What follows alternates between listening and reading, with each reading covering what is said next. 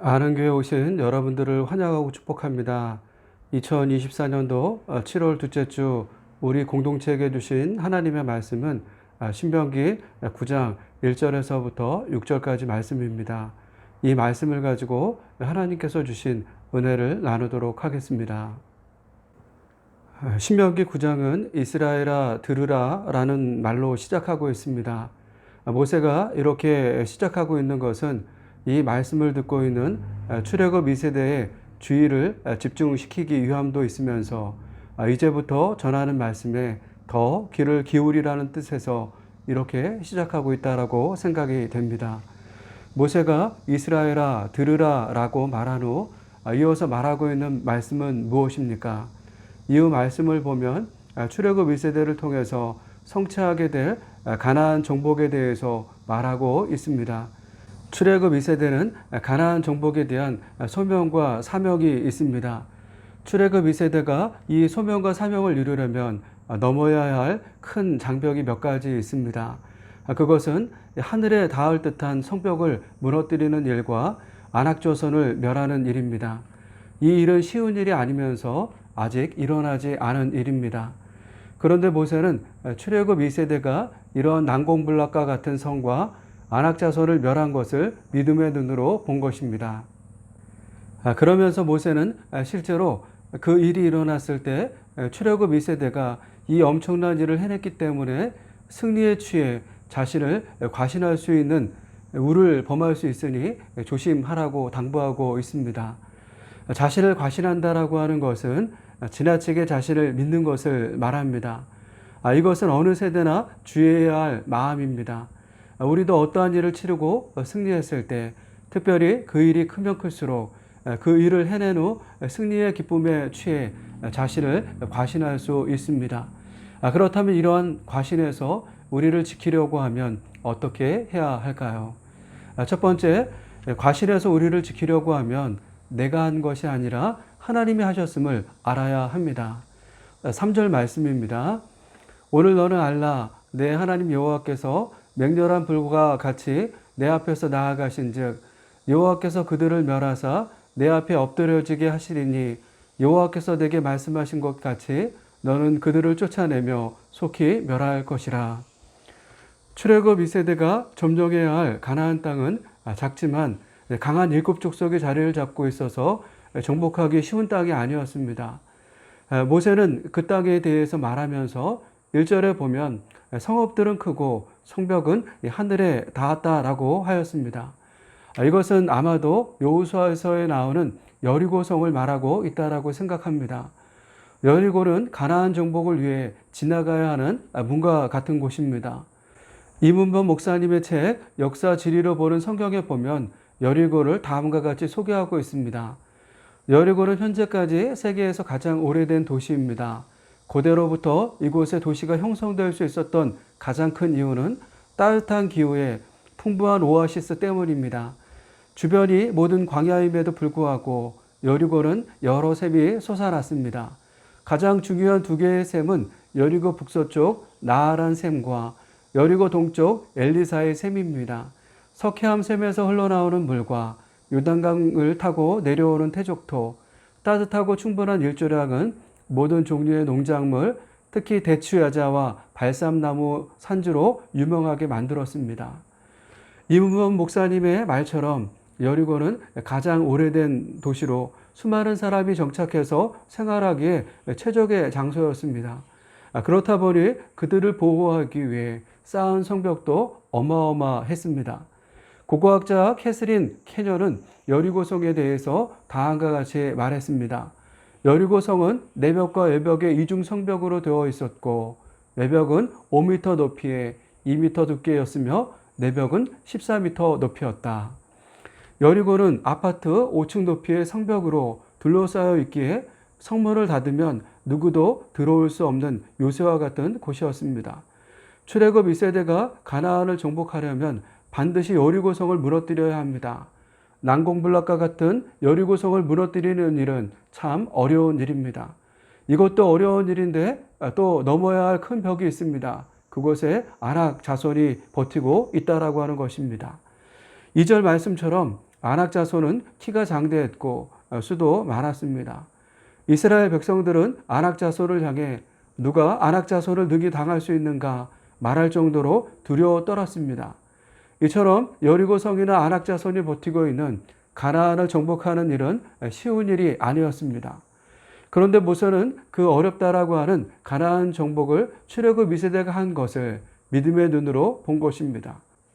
어떻게 이 일이 가능할 수 있습니까? 모세는 3절에서 출애굽 2세대가 가나안 정복을 할 수 있었던 이유를 말해주고 있습니다. 출애굽 2세대가 가나안을 정복할 수 있었던 것은 하나님께서 맹렬한 불과 같이 그들 앞에 나아가셨기 때문입니다. 실제로 여호수아서에 보면 이스라엘이 여리고를 정복할 때 공성전을 준비해서 여리고를 공격하지 않았습니다. 성을 공격하는데 가장 많이 사용하는 방법이 공성전입니다. 공성전을 치를 때 가장 첫 번째로 하는 것이 적의 보급로를 차단합니다. 그 후 방어선에 파상 공세를 가하고 약해진 부분이 생기면 그 부분을 집중적으로 공격해서 부수고 성으로 돌진하는 것입니다. 중세시대 공성전을 보면 적의 보급로만 차단해도 성문이 열린 경우가 많았다라고 합니다. 이렇게 이스라엘은 그 시대에 가장 많이 사용하는 공성전으로 여리고를 정복하지 않았습니다. 하나님께서 명령하신 대로 여리고 성을 하루에 한 번씩 돌고 마지막 날 7번 돈 후 함성을 지르자 여리고 성은 무너졌습니다. 이러한 여리고 성의 함락에 대해서 임은범 목사님은 이스라엘 백성들이 여리고 성을 돌 때 성 주변을 가까이 돌지 않았다라고 합니다. 왜냐하면 성 주변 둘레가 900m 밖에 안 되어서 60만 명이나 되는 군사들이 성 주변을 가까이 돌면 몇 겹으로 돌아야 했기 때문에 멀리 돌았다라고 합니다. 그러면서 생각해 보면 성을 가까이 돌면 그들이 쏘는 화살이나 물맷돌 공격에 노출될 수 있기에 사격권을 벗어나기 위해서도 멀리 돌았을 것입니다. 그렇게 멀리 돌았어도 이스라엘 백성들의 수가 많았기 때문에 한 바퀴 돌고 돌아오는 행렬이 마지막 행렬과 겹쳤을 가능성이 컸을 것입니다. 이렇게 많은 이스라엘 백성이 여리고 성을 에워싸고 돌았으니 이것을 지켜보고 있는 여리고 사람들은 이미 그들의 마음이 무너졌을 것입니다. 그럴 때 하나님은 이스라엘 백성들에게 마지막 바퀴를 돌고 큰 소리를 지르라고 하였습니다. 그리고 이 명령에 따라 이스라엘 백성들이 부르짖는 소리와 함께 큰 진동과 지진이 일어난 것입니다. 임은범 목사님은 여리고는 지구대로서 지진대가 지나가는 곳이라고 하였습니다. 여리고성이 완전히 파괴된 것은 지진대의 영향이라고 하였습니다. 하나님은 여리고성을 무너뜨릴 때 대지진을 이용하셨고 이렇게 하신 것 때문에 장기전을 준비하던 여리고는 어이없이 무너진 것입니다. 성벽 근처에서 돌탕 항아리가 곡식이 가득 담긴 채 발견되었다라고 합니다. 성벽이 무너진 흔적을 보면 바깥쪽으로 무너진 것을 알 수 있습니다. 만약 안쪽으로 무너졌다면 성벽이 계단 역할을 하지 못했을 것입니다. 이스라엘은 공격권에서 벗어나 돌았기에 바깥으로 무너진 성벽에 해를 입지 않고 오히려 그 성벽을 계단 삼아 성으로 진격할 수 있었던 것입니다. 이처럼 여리고성은 세밀한 계산과 함께 무너졌습니다. 그렇다면 이 모든 계산을 누가 했을까요? 이스라엘을 이끌었던 여호수아가 했을까요? 여호수아를 보좌했던 보좌관들의 계산입니까? 아닙니다. 이 모든 계산은 하나님이 하셨습니다. 여호수아와 이스라엘은 하나님이 말씀하신 대로 순종했을 뿐입니다. 모세는 지금 아직 일어나지 않은 일을 믿음의 눈으로 보면서 가나안 정복을 위해 하나님께서 맹렬한 불과 같이 앞서가는 일을 본 것입니다. 이것을 통해 우리는 무엇을 알 수 있습니까? 가나안 정복은 이스라엘의 힘으로 한 것이 아니라 하나님이 하셨다라고 하는 것을 알 수 있습니다. 이후 여호수아서 10장 11절을 보면 하나님이 얼마나 세밀하게 이스라엘 앞에서 싸우셨는지 알 수 있습니다. 우리 11절 말씀을 보겠습니다. 그들이 이스라엘 앞에서 도망하여 베토론의 비탈에서 내려갈 때 여호와께서 하늘에서 큰 우박덩이를 아세가에 이르기까지 내리심에 그들이 죽었으니 이스라엘 자손의 칼에 죽은 자보다 우박에 죽은 자가 더 많았더라. 여호수아서 10장은 이스라엘이 기브온과 합침함으로 생각지 않은 전쟁에 참여해서 승리한 내용을 담고 있습니다.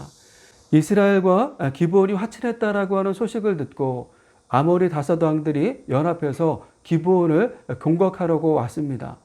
다급한 상황에서 기브온은 여호수아에게 도움을 청한 것입니다. 기브온의 요청에 이스라엘과 여호수아는 밤새도록 올라가서 기습작전을 폈습니다. 여호수아의 기습에 무방비로 당한 아모리 다섯 왕들과 그들의 군대들은 도망치기에 바빴습니다. 여호수아서 10장 10절의 말씀을 보면 여호수아는 그들을 기브온에서 크게 사륙했고 베토론에 올라가는 비탈에서부터 아세가와 막게다까지 도망하는 자들을 추격했습니다. 그리고 11절의 말씀에 와서 도망하는 자들이 베토론 비탈에서 내려갈 때 하늘에서 큰 우박덩이가 내려왔고 그들을 죽였다라고 했습니다. 11절의 말씀처럼 하늘에서 내린 큰 우박덩이에 죽은 자들이 이스라엘의 자손의 칼에 죽은 자들보다 더 많았습니다. 그런데 생각해 보십시오. 큰 우박이 떨어질 때 이스라엘 군사들이 무엇을 하고 있었을까요? 그들도 적들의 뒤를 쫓아가고 있지 않았을까요? 그렇다면 상식적으로 이스라엘 군사들도 큰 우박에 피해를 당하는 자들이 생겼어야 합니다. 그럼에도 성경 어디에도 이스라엘 군사들이 피해를 당했다라고 하는 말씀이 없습니다. 오직 적군들만 큰 우박에 죽었다라고 했습니다. 이스라엘 자손의 칼에 죽은 자보다 우박을 맞고 죽은 자가 더 많다고 했습니다. 어떻게 이런 일들이 일어날 수 있었을까요? 큰 우박하면 모세를 통해 하나님께서 애굽에 행하신 10가지 재앙이 생각이 납니다. 애굽에 내려진 재앙 중 7번째 내려진 재앙이 우박 재앙이었습니다. 여러 번의 재앙이 그들에게 임했음에도 여전히 이스라엘 백성들을 보내지 않겠다라고 하는 애굽에 하나님은 하루의 시간을 주고 내일 이맘때 무거운 우박을 내리겠다고 하셨습니다. 그러면서 들에 있는 가축이나 사람들을 집으로 들이라고 했습니다. 그렇지 않으면 그 위에 무거운 우박이 내릴 것이라고 했습니다. 이 말씀이 선포되었을 때 어떤 일들이 일어났습니까? 출애굽기 9장 20절과 21절 말씀입니다. 바로의 신하 중 여호와의 말씀을 두려워하는 자들은 그 종들과 가축을 집으로 피하여 들였으나 여호와의 말씀을 마음에 두지 아니하는 사람은 그의 종들과 가축을 들에 그대로 두었더라. 출애굽기 9장 20절과 21절의 말씀처럼 바로의 신하 중 하나님의 말씀을 두려워하는 자들 몇 명은 모세의 말대로 들에 있는 가축과 종들을 집으로 들였습니다. 하지만 하나님의 말씀을 마음에 두지 아니한 다른 신하들은 가축과 종들을 그대로 두었습니다. 어떻게 되었습니까? 하나님의 말씀을 두려워하는 자들의 종들과 가축은 생명을 지킬 수 있었습니다. 하지만 하나님의 말씀을 듣지 않는 자들은 종들과 가축을 지킬 수 없었습니다. 그렇다면 이스라엘 백성들이 있었던 고센 땅은 어떻게 되었을까요? 출애굽기 9장 26절의 말씀입니다. 이스라엘 자손들이 있는 그곳 고센 땅에는 우박이 없었더라. 26절의 말씀처럼 애굽 전역에 큰 우박이 떨어지고 있었지만 이스라엘 백성들이 있었던 고센 땅에는 우박이 없었습니다. 하나님께서 고센 땅을 구별하신 후 애굽 전역에 큰 우박을 내리신 것입니다. 이처럼 하나님은 고센 땅을 구별하셔서 우박을 내리지 않게 하셨듯 베토론 비탈에서 아세가까지 큰 우박이 적군에게 내릴 때 여호수아와 이스라엘 백성들에게는 우박이 떨어지지 않도록 구별하신 것이었습니다. 하나님은 이미 이스라엘 백성들을 그의 날개 아래 품으시고 적들을 물리치시기로 하신 것이었습니다. 그런데 말씀을 이어서 살펴보면 하나님은 적들에게 큰 우박만 준비하신 것이 아니었습니다. 이스라엘의 완전한 승리를 위해 꼭 필요한 것을 이미 준비하고 계셨습니다. 그것이 무엇이었을까요? 여호수아서 10장 12절 말씀입니다. 여호와께서 아모리 사람을 이스라엘 자손에게 넘겨주시던 날에 여호수아가 여호와께 아뢰어 이스라엘의 목전에서 이르되 태양아 너는 기브온 위에 머무르라 달아 너도 아얄론 골짜기에서 그리할지어다 하매 이제 하나님의 도우심으로 전쟁의 승기를 잡은 이스라엘에 필요한 것은 시간이었습니다. 해가 점점 기울고 있었기 때문입니다. 도망치는 적군들을 완전히 진멸하려면 밝은 빛이 필요했습니다. 적들이 어둠 속에 몸을 숨기면 그들을 물리치는 것은 쉽지 않았습니다. 이때 여호수아는 하나님께 아뢰는 것입니다. 하나님은 여호수아의 기도를 듣고 태양을 멈추신 것입니다. 멈춘 태양 아래 이스라엘은 아모리 족속을 진멸할 수 있었습니다. 이처럼 가나안 정복은 이스라엘의 힘으로 한 것이 아닙니다. 하나님이 이스라엘보다 앞서서 하신 것입니다. 이후 출애굽 1세대는 모세의 말처럼 가나안 땅에서 하나님께서 앞서서 하시는 일을 볼 것입니다. 그렇게 그 어렵다라고 하는 가나안 정복을 그들이 했을지라도 스스로 자신을 과신해서는 안 된다고 말하고 있는 것입니다. 그들이 한 것처럼 보이지만 하나님이 하셨기 때문입니다. 이것은 오늘 우리도 마찬가지입니다. 어떤 큰 일을 성취했을 때 하나님은 어디에 계셨을까요? 하나님이 우리보다 앞서지 않으셨다라고 하면 우리도 할 수 없었음을 기억하며 하나님이 하셨음을 믿음으로 고백하는 아는 공동체가 되기를 축복합니다. 두 번째로 과신해서 우리를 지키려고 하면 우리는 목이 곧은 백성임을 잊지 않아야 합니다. 6절 말씀입니다. 그러므로 내가 알 것은 내 하나님 여호와께서 내게 이 아름다운 땅을 기업으로 주신 것이 내 공의로 말미암음이 아니니라. 너는 목이 곧은 백성이니라. 우리는 어떠한 일을 성공으로 이끌었을 때 자신을 과신하지 않더라도 우리가 빠질 수 있는 함정이 또 있습니다. 그것은 하나님께서 나를 도와주신 것은 내가 공의롭고 정직하기 때문이라는 마음을 가지는 것입니다. 모세는 출애굽 2세대도 가나안 정복을 한 후 이러한 마음이 들 수 있다라고 하였습니다. 4절 말씀입니다. 내 하나님 여호와께서 그들을 내 앞에서 쫓아내신 후에 내가 신중에 이르기를 내 공의로움으로 말미암아 여호와께서 나를 이 땅으로 인도하여 들여서 그것을 차지하게 하셨다 하지 말라. 이 민족들이 악함으로 말미암아 여호와께서 그들을 내 앞에서 쫓아내심이니라.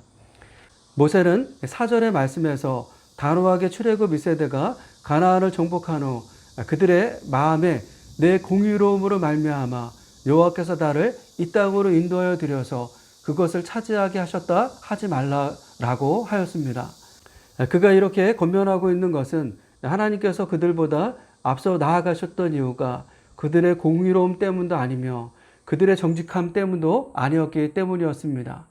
하나님께서 출애굽 2세대보다 앞서 맹렬한 불과 같이 나아가셨던 이유는 그 땅 주민들의 악함 때문이었습니다.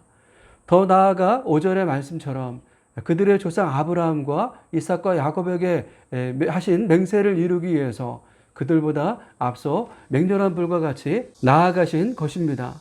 그럼에도 출애굽 1세대가 큰 승리에 취해서 이러한 하나님의 마음을 잊은 채 자신의 공의로움과 정직함 때문에 하나님께서 자신을 도우셨다라고 하는 생각이 들 수 있다라고 하는 것입니다. 모세는 그들이 이러한 위험에 빠질 수 있으니 조심하라고 말하고 있는 것입니다. 이것은 오늘 우리도 가질 수 있는 마음입니다. 우리가 어떠한 일에 큰 승리를 경험했을 때 하나님이 하셨음을 인정하면서도 내가 이렇게 했으니까 하나님께서 나를 도우셨다라고 생각할 수 있습니다. 이때 가지는 마음은 우리 모두 비슷하다라고 생각합니다. 모세는 출애굽 2세대가 이런 마음이 들 때 6절의 말씀처럼 오히려 너는 목이 곧은 백성임을 알아야 한다라고 하였습니다. 개역 개정 성경에서는 목이 곧은 백성이라고 번역하고 있지만 공동번역 성경이나 표준세 번역 성경에서는 너희는 고집이 센 백성이라고 번역하고 있습니다.